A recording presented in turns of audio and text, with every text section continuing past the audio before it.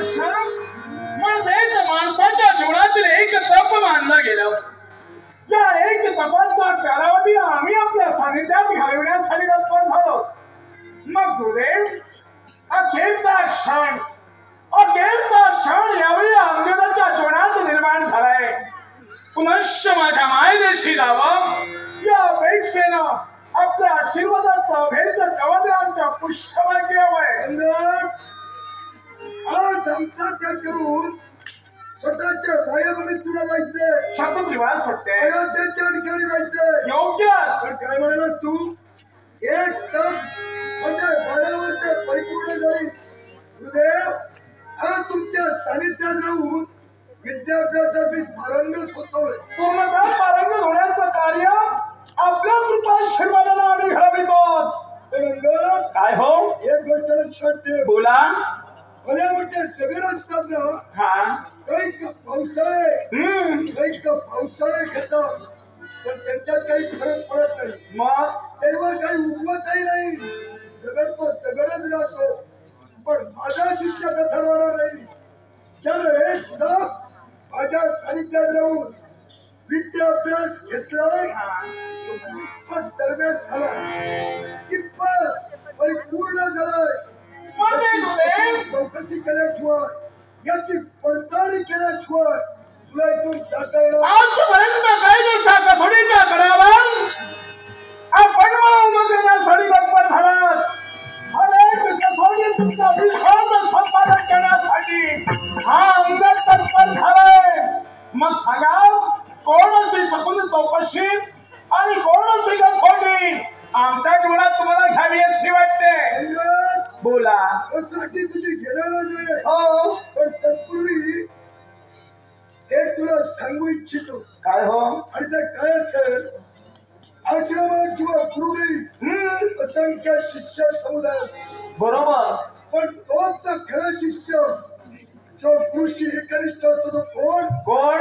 तर इतर शिष्यगण काय करतात हे आपल्या गुरुला जाऊन सांगतो. इतर शिष्यगण जर का बाह्यात मार्गाला जात असतील तर योग्य वेळी गुरुच्या खाली घालून त्याला वळणावर आणायला लावतो. आता कळलं मला. खरा शिष्य. आता कळलं मला. असे शिष्य हे हवे आणि असे जर का शिक्षक असतील तर गुरुकुल चालणार नाही. आणि गुरुकुल चालण्यापेक्षा तो गुरुला कलंक.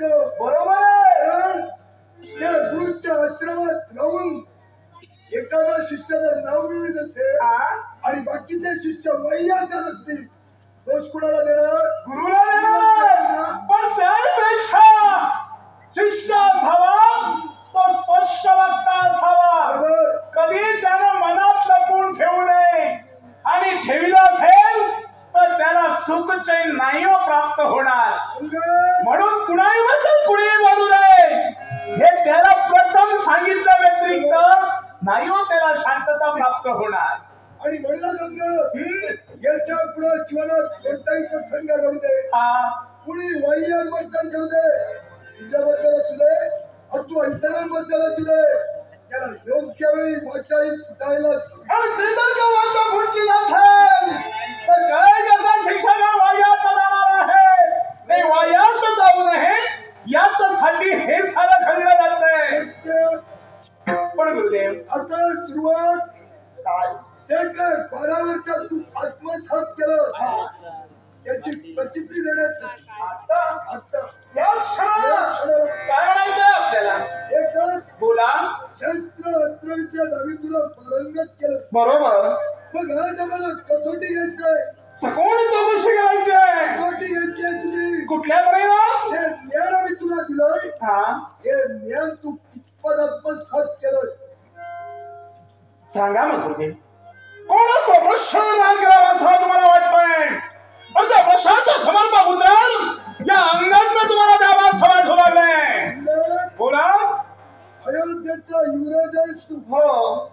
पण मला सांग काय यदा कदाचित अयोध्येच्या राज्यावर एखादं संकट आलं असेल आणि ते संकट निवारण करण्यासाठी तुला सेनेचा सेनानायक बनविला, रणभूमीवर वैराचा प्रतिकार करण्यासाठी उभं राहिलं आणि प्रतिवैर्यानं यदा कदाचित तुझ्यावर नागास्त्राची प्रेरणा केली असेल तर बाजूला तुझ्या सैन्याला जर का नागाने वेढा दिला असेल साहेब साहेब तुझ्या सैन्याचं रक्षण कोणत्या तऱ्हेनं करशील या उक्तीप्रमाणे आपण दिलेलं ज्ञान त्या क्षणाला आम्ही उपयोगी येणार आहोत. नागास्त्र याच नागास्त्राला गरुडास्त्राची प्रेरणा करून त्याच क्षणाला त्या नागास्त्राचा भेद करण्यासाठी आम्ही तत्परणार आहोत.